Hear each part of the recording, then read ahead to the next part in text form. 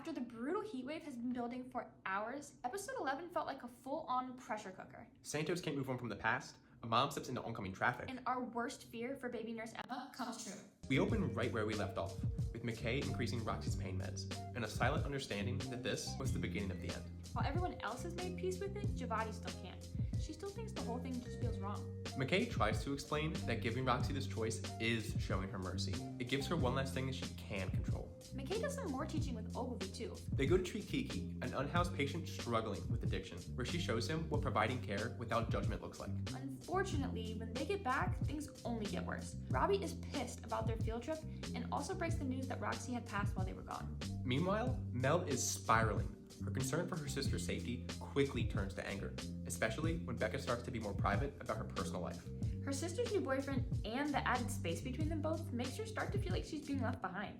Thankfully, Dana gives one of her tough love chats and reminds her that not everything is about her. Then a frantic mom comes flying in with her unconscious kid in the back of the car. When Langdon tries to be a hero, he totally re-injures his back. Which wouldn't be a huge deal if it weren't that same back injury that brought on his addiction to pain pills in the first place. At the same time, Santos and Whitaker are treating Roberto, who actually looks like a subtle mirror to Langdon's position. Between Roberto's refusal of pain meds and his matching sobriety bracelet, it looks like Langdon will have a lot of the same tough choices to make with his own injury. Especially when he finds out that Dr. Alashimi overheard the heated conversation between him and Santos, and now knows the secret that Langdon actually stole drugs from the hospital.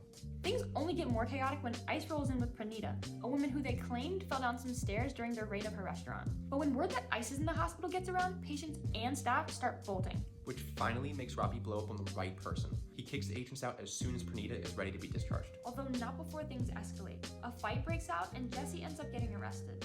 The boy with heat stroke is still fighting for his life, but his mom's story isn't sitting right with Joy. Out of nowhere, she walks right into oncoming traffic, and it looks like Joy might have been onto something. Dr. Al barely pulls her back in time, and when Robbie hears about this, it seems like he understands exactly how she's feeling. Also coming out of left field, Mr. Green, the patient with what they thought was a kidney stone, crashes hard, and this one happened on Ogilvy's watch. He overlooks an aortic aneurysm, and it turns into an all-hands-on-deck situation. Ogilvy is completely rattled. He doesn't even step up when the intubation he's been waiting for finally happens. At least Javadi finally gets her moment to prove herself to her mom, when Robbie encourages her to scrub in right alongside her. Speaking of Robbie, it looks like his chances of leaving on time are getting smaller and smaller. Duke's results come back, and they're not looking so good. Bad enough that he decides to stay, at least until they can get some more answers. And if that wasn't enough, the combative Garver wakes up disoriented and in a blind rage. In the blink of an eye, he grabs baby nurse Emma, holds her in a headlock with absolutely no help in sight. And that's where the episode ends. Honestly, until we find out if Emma's okay. It feels like he has us all in a chokehold.